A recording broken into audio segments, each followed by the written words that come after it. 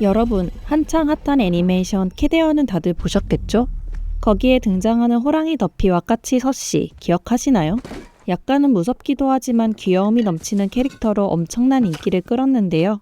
자연스럽게 이들의 모티프였던 한국의 전통 민화 중 하나인 자코도 또한 관심을 받게 되었습니다. 덕분에 박물관 굿즈가 날개 돋친 듯 팔렸다고 하죠. 조금 과거로 가볼까요? 조선시대의 자코도는 단순히 귀여운 호랑이와 까치를 그린 것이 아닙니다. 까치는 길조를, 호랑이는 권위와 벽사의 의미를 지닌 상징적인 존재로 그려진 것입니다. 한편으로는 호랑이를 어리석은 양반에, 까치를 이를 보고 놀리는 서민에 빗대어 그린 것이라고 보는 해석도 있죠. 즉 해악이 담긴 그림인 셈입니다. 그래서 캐데언에서 호랑이가 약간 맹하게 그려지고 똑 부러지는 까치가 옆에서 챙겨줬던 것일지도 모르겠네요. 어쨌든 호작도는 조선시대부터 민간에서 애군을 맡고 복을 불러오는 그림으로 많은 사랑을 받았습니다. 그런데 일본에도 우리나라의 민화처럼 민간에서 사랑을 받은 그림이 있었습니다. 바로 오츠에라고 불리는 그림들입니다.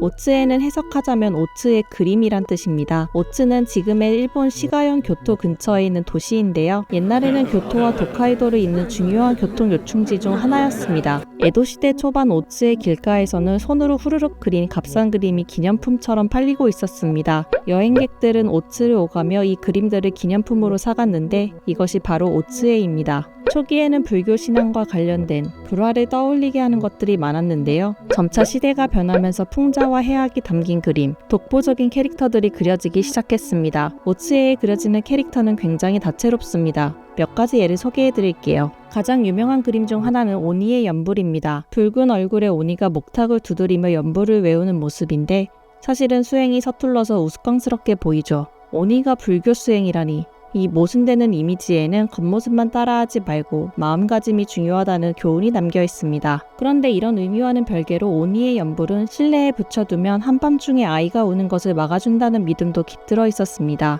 그 이유에 대해서는 잘 알려져 있지 않지만 오니의 모습이 무섭기 때문일까요? 표주박으로 메기를 잡으려는 그림도 있습니다. 표주박은 크기가 작을 뿐만 아니라 미끄럽기 때문에 메기를 잡기에는 적합하지 않습니다. 이는 불가능한 일을 하려는 어리석음을 풍자한 것으로 한편으로는 기발한 생각 그 자체를 뜻하기도 합니다. 후지무습에는 직역하자면 등꽃 아가씨라는 뜻입니다. 머리에 등꽃을 이고 있는 아름다운 여인의 모습이 특징이죠. 후지무습에는 좋은 연과 맺어질 수 있도록 도와주는 부적의 역할을 하였다고 합니다. 오츠에 중에서도 가장 장식성에 두드러지는 그림이라 지금도 인기가 많죠. 현대미술에서는 요즘 미인상으로 재탄생되기도 하였습니다. 고양이와 쥐가 술을 함께 거나하게 마시고 있는 모습도 그려졌는데요. 이 그림은 성인의 가르침에 따르지 않고 몸을 망치는 인간들의 모습에 대해서 꼬집고 있습니다. 엉성하지만 귀여운 캐릭터들이 많습니다. 가만 이렇게 보니 한국의 자코도는 까치와 호랑이라는 상징을 통해 길상과 벽사를 기원하는 마음을 담았으며 일본의 오니의 연불은 사악한 오니를 해악적으로 그려 풍자와 교훈, 벽사의 의미를 담은 것이네요.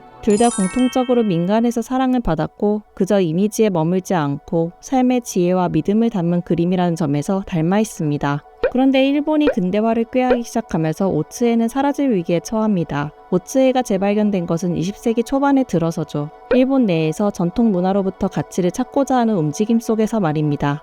그 과정에서 길거리에서 여행객에게 팔리던 값싼 그림인 오츠에가 수집가와 학자들의 관심의 대상이 되었죠. 대표적인 예로 야나기 무네요시를 들 수 있습니다. 그는 수작업으로 만들어진 일상에서 사용되는 잡기에서 아름다움을 발견하고자 하였죠. 그리고 이런 움직임을 민예운동이라 명명했습니다. 여기서 말하는 민예란 민중적 공예의 약자, 즉 오츠에는 그야말로 그가 높은 가치를 두었던 민중의 예술을 대표하는 것에 딱 들어맞았죠. 야나기는 오츠에로부터 민중에게 친숙한 주제를 손맛이 살아있는 단순하지만 거친 선과 화려한 색채로 표현한 것에 주목했고 일본 민중의 미감과 지혜가 담겨있다고 본 것이 아닐까요?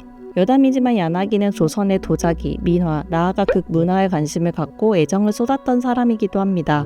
그가 수집한 민화도 오늘날 일본 민예관에 전해지고 있습니다. 이처럼 저렴한 기념품이었던 오츠에는 민예운동의 상징물, 박물관과 미술관에서 보존해야 할 소장품으로 격상되었습니다. 그리고 이러한 움직임이 있었기 때문에 오늘날 오츠에가 여전히 전해질 수 있었던 것이겠지요. 한국의 민화와 일본의 오츠에는 모두 민중 속에서 태어나 삶의 지혜와 소망을 담아낸 예술입니다. 그리고 그 독창성과 기발함 덕분에 시대를 넘어 오늘날에도 살아 숨쉬게 되었죠. 캐데언에서 민화의 호랑이와 까치가 캐릭터로 등장했던 것처럼 앞으로 제작될 일본판 캐데언에서는 오츠에의 무언가가 모티프로 등장할지도 모르겠네요. 이번 영상은 여기까지입니다. 오늘도 시청해주셔서 감사합니다. 이상 미묘미냠냠이었습니다.